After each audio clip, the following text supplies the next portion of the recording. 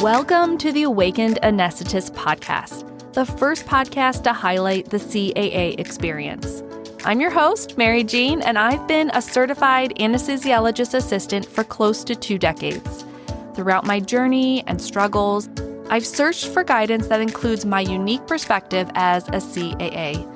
At one of my lowest points, I decided to turn my passion for storytelling and my belief that the CAA profession is uniquely able to create a life by design into a podcast.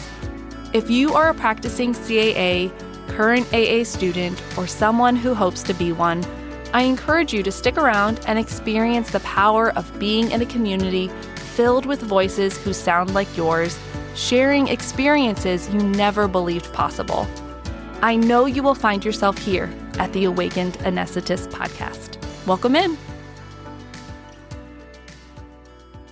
Welcome back, Awakened Anesthetist community. This is your host, Mary Jean, and welcome back to this mini-series in Season 4 that I'm calling Your Complete Guide to Understanding Certified Anesthesiologist Assistants.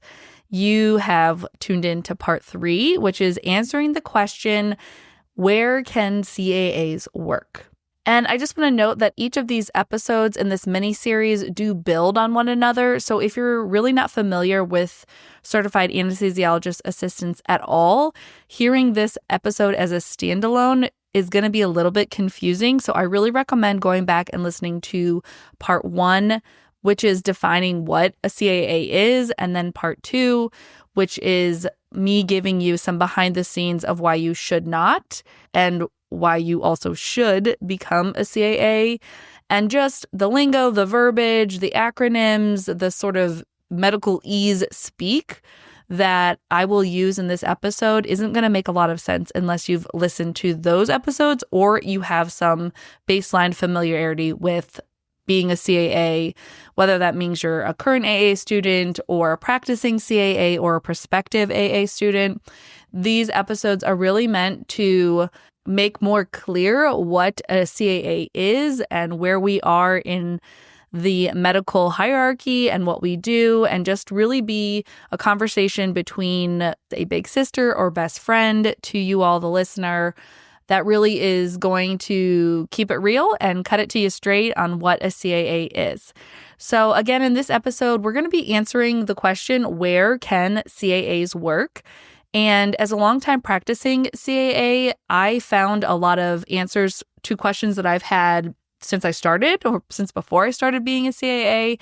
So really this episode is going to be interesting to everyone listening, even if you're a practicing CAA and you feel pretty familiar with the basics. I learned a lot, and so I really encourage you to stay tuned and, just be a more informed CAA so that you can advocate for our profession more gracefully, so that you have some more places and resources to turn to if you have a question you are not knowing the answer to. I'm going to put a bunch of resources in the show notes, so check that out. And yeah, this might be a little bit of a longer episode. We're going to see how long it takes me to feel like I explain everything well enough. But I'm really hoping that it's helpful and that it's a resource you can keep going back to over and over again. So let me lay out the framework for how I'm going to tackle this really important question, where can CAAs work? I'm going to start on the most macro level and then move up step by step down into a micro level. And we're going to get to really specific conversation on where in a hospital a CAA could work, where in an anesthetizing location do CAAs work, and what types of anesthetizing locations. And so we're going to be talking about this question in several different levels. So let's start with the biggest, most sort of macro level on where CAAs can work. Let's talk a little bit about where in the world we can work. So CAAs were first established within the United States of America in about the 1960s. So this profession originated in the United States. And I thought that was the only place a CAA has ever or could have ever worked. But recently in Season 3 of this podcast, which is episode 46, it's called Transatlantic Tales of a CAA. I interviewed a CAA who is currently working in the state of Florida in the United States. His name is Mark Leonard, but he actually began his anesthesia career in the United Kingdom, specifically in England. And he details the association between United States CAA and the United Kingdom equivalent, which is called an anesthesia associate. And he has been both. And so I just wanted to reference that episode because I really, in that episode, learned a lot myself on how a CAA could work outside of the United States.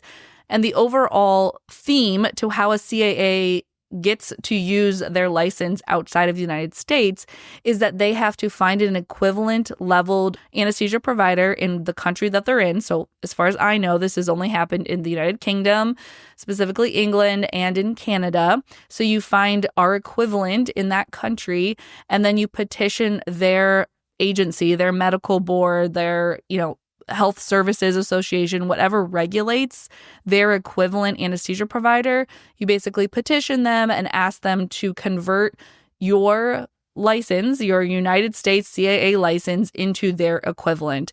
And how you would go about that is something that they would determine. And so then you have the option of jumping through their hoops in order to give anesthesia in their country. So that's the most macro level. Dropping down one level closer, let's focus on the United States and let's focus on the how and the why behind CAAs being able to work in certain states but not in others. And I was able to find a little bit of specific legislative lingo about where a CAA can work on the Quad A website. So I'm just going to read that really quickly because it brings up two important points that I'm going to talk about further.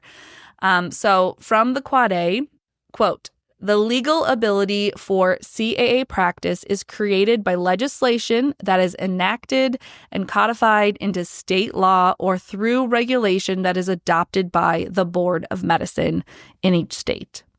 CAAs can practice within the anesthesia care team under two models, licensure authority or delegatory authority. Both state licensure and state delegatory authority require oversight by a state medical board, and both delegatory authority and licensure can vary by state depending upon how the statute, rule, or legislation reads." End quote. Okay, that was kind of dense, and I want to come back to the difference between licensure authority and delegatory authority. But first, I want to tell you what actual states and territories CAAs can work in as of the recording of this podcast episode, which is November of 2024. And I am going to tell you the year that the legislation was passed and whether it was a licensure legislation or a delegatory authority legislation. And then, of course, I'm going to get into that. So let's start off with Georgia. The first state where CAAs were created, educated, and licensed was in 1971. That was licensure authority. Quickly followed by the state of Ohio in 1973. We were licensed through delegatory authority. And then in 2000, the legislation was changed to licensure authority. Michigan in 1978 has delegatory authority. Wisconsin in 1980 had delegatory authority. And then in 2012, it was changed to licensure. Alabama in 1998 has licensure authority. Texas in 1999 has delegatory authority. New Mexico in 2001 had licensure authority that was limited to specific counties. And then in 2023, there is still licensure authority, but CAAs can work in more counties, or at least it's guaranteed for longer that CAAs can work in more counties. There's an episode on this. I will put it in the show notes so that you can understand some of the nuance in New Mexico. South Carolina was passed in 2001 with licensure, Kentucky in 2002 with licensure, Missouri in 2003 with licensure, that's where I work, Vermont in 2003 with licensure, the District of Columbia in 2004 with licensure, Florida 2004 licensure, North Carolina 2007 licensure, Oklahoma 2008 licensure, Colorado 2012 licensure, Guam 2015 delegatory authority, Indiana, 2015, licensure. Kansas in 2021 with delegatory authority. Utah in 2022, we have licensure authority. Pennsylvania in 2022, we have delegatory authority. Nevada in 2023, we have licensure. There's an episode I'll link with the Nevada state president, and that is going to explain a lot more of that. And of course, Washington in 2024, we have licensure authority. And I interviewed Sarah Brown in the season opening for season 4 that I will link in the show notes for you to learn more about Washington's process. Okay, so those are all the places that CAAs can currently work within the United States, and then of course in Guam. Okay, this is Mary Jean from the future in the edits, and I did not mention that CAAs are also licensed to work in any VA hospital. So even a VA hospital in a state where CAAs are not statewide legislatively allowed to work, we can work within a VA hospital. It has to do with billing and, the governance of a VA hospital versus the other hospitals in that state. I did not fully research this. I do not fully understand this. I actually am currently searching for a CAA who is working within the VA system, who is willing to come on the podcast and share their journey. So if you are a CAA or know someone who is a CAA working in the VA hospital, email me at awakenanesthetist@gmail.com, DM me on Instagram. You can find me at Awakened Anesthetist, or just chat me in the show notes. I would love to tell your story so we can all learn from you. Okay, let's get back to the original episode. So let's break down exactly what licensure authority means versus delegatory authority, because now you know the states and how their legislation is written. But I did not really understand the difference between those two types of legislation until last week when I was doing all the research for this. Okay, so let me give a little bit more of a statement that I found on the ASA, so the American Society of Anesthesiologists. Those are the physicians, about CAAs and where we can practice, because they had some specific language around delegatory authority. Let me read that, and then I'll give you my own understanding and interpretation. So this is a little bit of an explanation of what delegatory authority is from the ASA's website.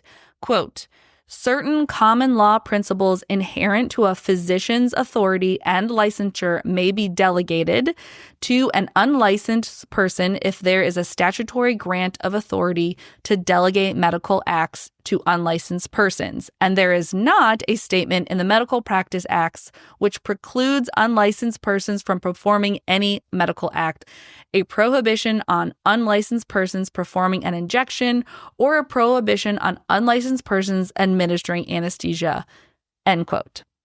Okay, so here is my big sister interpretation of all of that specific language. So CAAs still have to have legislation passed in the state or district saying that we can work, but that legislation can either be through an actual license, so being a licensed profession in the state, or through delegatory authority. Delegatory authority is the more confusing one, so let me start there. Basically, within the state legislation for each state, there is language talking about who can deliver medical care. And again, this is my very basic understanding said in very basic words so that we can all have a grasp on this, and there will be more detailed notes in the show notes. But if in the state legislation there is some language that a physician can delegate their responsibilities to a professional that they deem qualified, that language can then be sort of pulled from the state legislation and applied to our situation where a physician anesthesiologist delegates the authority for a CAA to deliver anesthesia. So it is a sort of blanket statement that can be found in state legislation. It's not in every state's legislation, so you have to go state by state and read the legislation to see how that state says a physician can deliver care.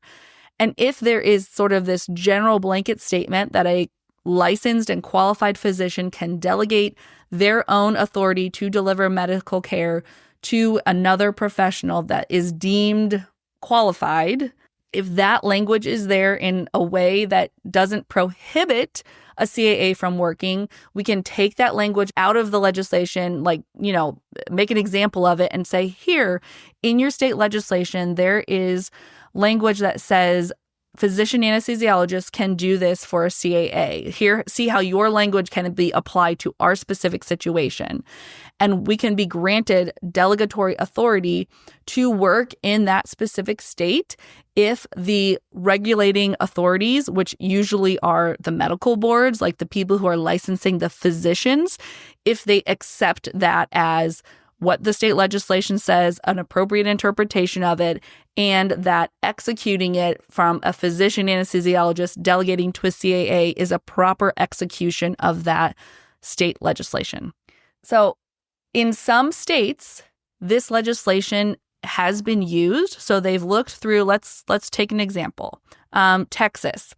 No. Let's take Michigan, because I actually have Michigan's actual state legislation, the statement of this that was kind of pulled out and then applied to physician anesthesiologists delegating authority to CAAs.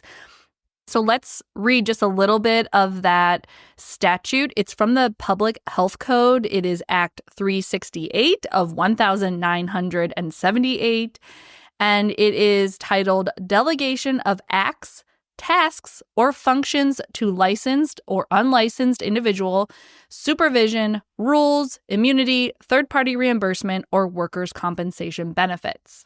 So within this act, there's a lot of things addressed, and the delegatory authority is just one of those things addressed.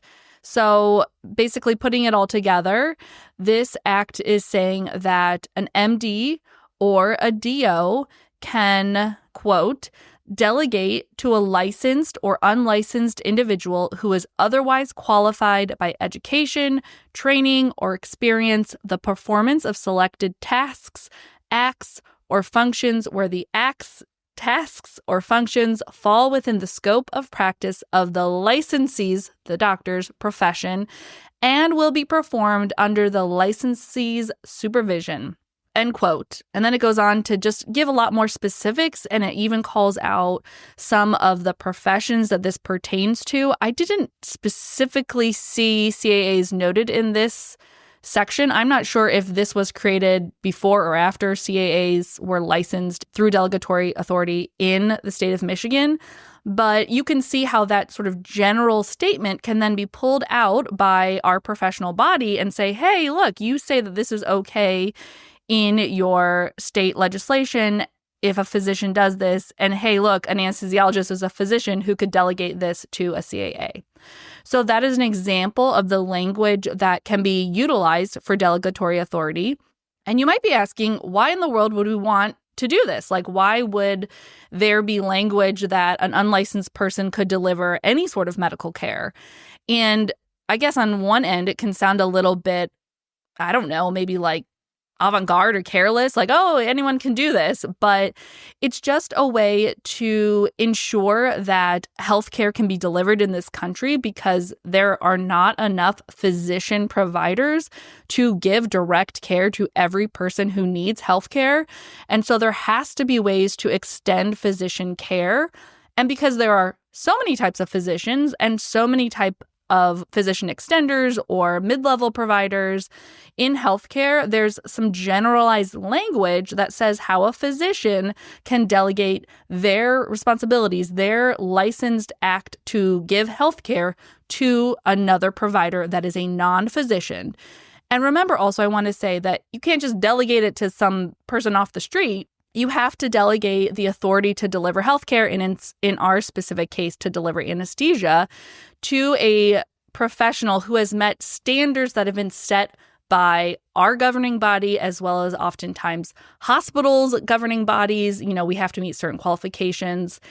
And so it's not just like, oh, well, a physician can do this for anyone. It's very specific. Now, delegatory authority is not even possible in every state. And as I'm sort of trying to explain it, you can see how it is a bit cumbersome. Licensure authority, so passing an actual specific licensure for CAAs within a state is harder to do. It takes more money. It can take more time. It oftentimes, because we are introducing completely new legislation, it allows for the people who don't want us to be working in states to sort of like stand up and speak out and say no, and here are all the reasons why CAA shouldn't come to this state. So it kind of makes a bigger fuss about it. Then delegatory can sometimes be more of like a slide under the radar because the authority for physicians to delegate their medical care to qualified professionals already exists in the legislation. And so that's why some states would choose to try to pass delegatory authority instead of licensure. But truly, we as a profession would benefit more from having licensure authority in all 50 states because it's just more sort of ironclad than this delegatory authority. But a state like Texas has been having delegatory authority since 1999, and there's a lot of CAAs who are happily working in Texas under delegatory authority. And, who's to say if that will one day be tried to move into licensure authority? Okay, hopefully that is clear. Please use the chat tool, the text message tool in the show notes, or DM me at my Instagram at Awakened Anesthetist if you have more specific questions or you feel like I misspoke or, said something that needs clarification, because this is tricky, which is why a lot of CAAs don't really understand this and why I had to work so hard for myself to even find people who could educate me. Okay. Let's keep moving down levels here to get smaller and smaller, and let's talk not on the state level now, but let's talk about working and giving anesthesia as part of like an anesthesia community. So in the culture of medicine, how is anesthesia delivered?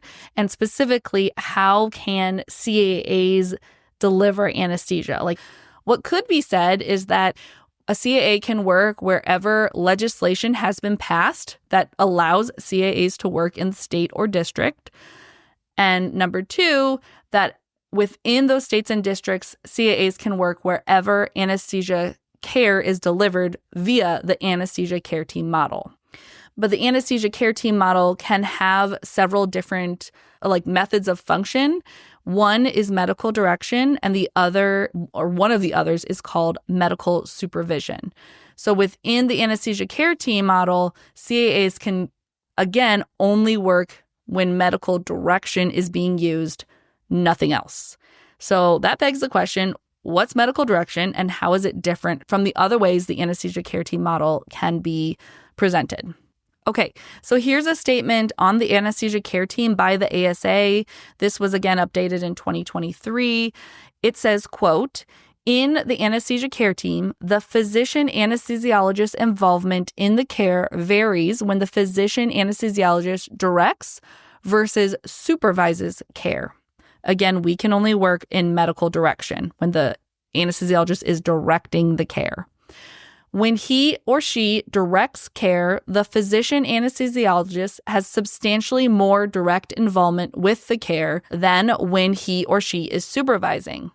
At a minimum, to meet the ASA guidelines for the ethical practice of anesthesiology, in both situations, a physician anesthesiologist must perform the following: the pre-anesthesia evaluation, medical determination for patient to proceed with procedure, prescribing of anesthetic plan for peri-procedural care, and manage post-anesthesia care." End quote. Okay, so that's sort of describing what a physician anesthesiologist or how they define an anesthesia care team. And they're highlighting the difference between directing care within the anesthesia care team versus supervising care. And directing care, again, through their own statement, has substantially more direct involvement. Okay, what does that mean? So here's my big sister speak coming in. So in medical direction, the states have said how many mid-level providers, so non-physician anesthesia providers, the physician anesthesiologist can supervise at any one time. And In states where CAAs can work, we can work no more than a 4-to-1 ratio, meaning 4 CAAs are directed by 1 anesthesiologist. So they are more able to be involved with the care because they're not directing care of 7 CAAs with only 1 anesthesiologist, so 7 CAAs working in 7 different rooms. It's 4. And so when you call them and say, hey, I need some help, they can be there quicker or with more immediacy than if they were, fielding calls from 7 CAAs. So that's a little bit more of the specifics there. Let me see what else I want to tell you. You can see how that every definition sort of brings up more questions. I just sort of danced around the terminology of a physician anesthesiologist being immediately available, but under medical direction. So medical direction is a way that a physician anesthesiologist works within the anesthesia care team model. The main point is that the anesthesiologist must be immediately available. And then there's a definition of what immediately available means. And the main point is that they can not be outside of the hospital. They cannot be personally performing another anesthetic by themselves. So they can't be billing for the care I'm doing and then also billing for the care they're doing, like a completely other anesthetic. And they can be putting in an epidural. They can be giving a quick break to another fellow provider in a different room. And they can be immediately available by phone. And then if they can't come, they can have someone else come. So basically their immediate availability means that an anesthesiologist has to be able to come when I call for one, basically. It doesn't have to be Susan if, Dr. Susan is the one that I have supervising me directly. She can be like, hey, I need John to come help you because I'm stuck in the middle of doing what else. That would still be considered immediately available in terms of the definition of what immediately available means by the ASA. Okay. Are we all confused yet? How are we doing? Because this is why a lot of CAAs don't understand all of this, because it's confusing. You have to understand the entire big picture on a macro and micro level in order to make sense of it. And so we're getting smaller and smaller now, and we're going closer and closer to like an individual CAA sitting in an anesthetizing location. So let's take it down a notch and talk about hospitals, like what types of hospitals a CAA can work in.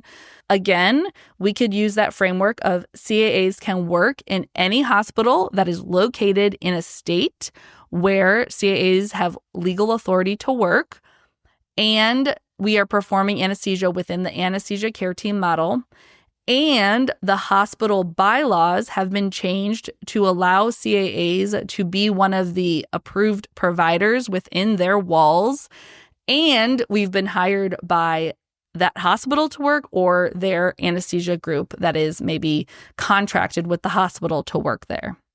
So again, if all the other above things are true, CAAs can work in non-operating room anesthetizing locations. So that means in interventional radiology, in the cath lab, in satellite operating rooms.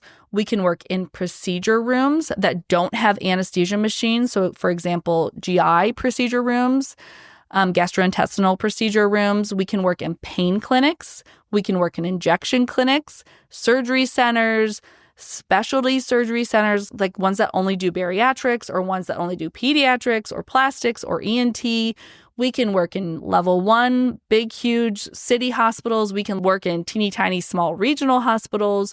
We can work in any specialty location, cardiac, peds, neuro, OB, GI. We can do any of that. We can deliver anesthesia in any place, anytime, anywhere, but all the other things have to be true. So again, let's start from the bottom and go up.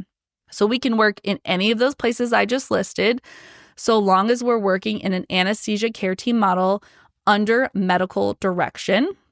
So that sort of talks to how many anesthesiologists are there per CAA. Then we have to be working in a hospital in the institution. So under the roof and the four walls, that institution has to have had CAAs placed into their bylaws, which is generally some sort of, procedural thing that has to be approved and, written in. So that has to have happened. Then on the state level, we have to have some sort of legislative authority to practice, whether it's delegatory or licensure. And then at the state level, the CAA, you can't just graduate from a CAA school and be like, okay, I'm a CAA. You have to meet the state's requirements for what a CAA is. And these are things like, a CAA has to have graduated from an accredited AA school. We have to have passed our national board exam. We have to meet a continuing education credit hour per year or every 2 years. There has to be ongoing continuing education. We have to be certified in certain specific types of CPR like BLS, ACLS, and PALS. We have to not have any sort of holds on our licensure, meaning that we've, been arrested or other things that would preclude us from having a license in good standing. I can't think of anything else right now, but I'm sure there's other things. So all of those things have to be true in order for us to work in the types of settings where we can work. We can deliver anesthesia. That's not the problem. It's sort of all the other things that have to be put into place that would allow a CAA to work. I think that sort of wraps up the highlights and the lowlights and the intense lights of what I wanted to tell you. I'm going to listen back to this and just make sure it's clear-ish. And I suspect there's going to be some follow-up questions. I suspect if you're not super comfortable with what a CAA is, you might feel a little confused or lost. Again, go back and listen to part 1 and part 2 in this complete guide to understanding certified anesthesiologist assistants. My goal here is really to be clear and sort of plain language, pull in some facts and some truths so that you can start understanding the framework of what it means to be a CAA so that you can make the most informed decision if you're trying to enter into this profession or if you're already a CAA so that you can be the most informed advocate for our profession because we need people who have a deep and clear knowledge of what their profession is, where they can work, what we can do, what we're licensed to do, and all of the other things. So again, I hope this takes us all one step closer to understanding where CAAs can work. I will be back with part 4 in this mini-series, which is going to be a good, fun one. It's going to be how much do CAAs make? I know this is a hot topic. I know a lot of people are sort of drawn in by the money, and unfortunately and fortunately, it is true. We do make a good salary, and there's a lot of stipulations around how that money is made, where you can make it, and what it looks like and what you have to do for it. You can't just get it because you're a CAA. You have to do some really hard work to get it. And so I'm just going to take the conversation in a little bit of a new direction, give some more behind the scenes. I hope it's a really good one after listening to this. And yeah, I'm recording this a week before Thanksgiving. This episode comes out the day after Thanksgiving 2024. I hope everyone had at least a little bit of time off, maybe a good meal. They got to see their family or talk to their family.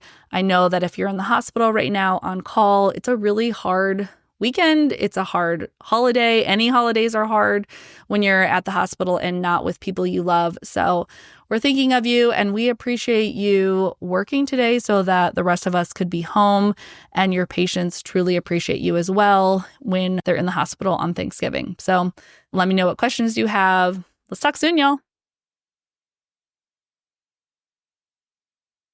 Amelia, you want to say happy Thanksgiving into the mic? Happy Thanksgiving.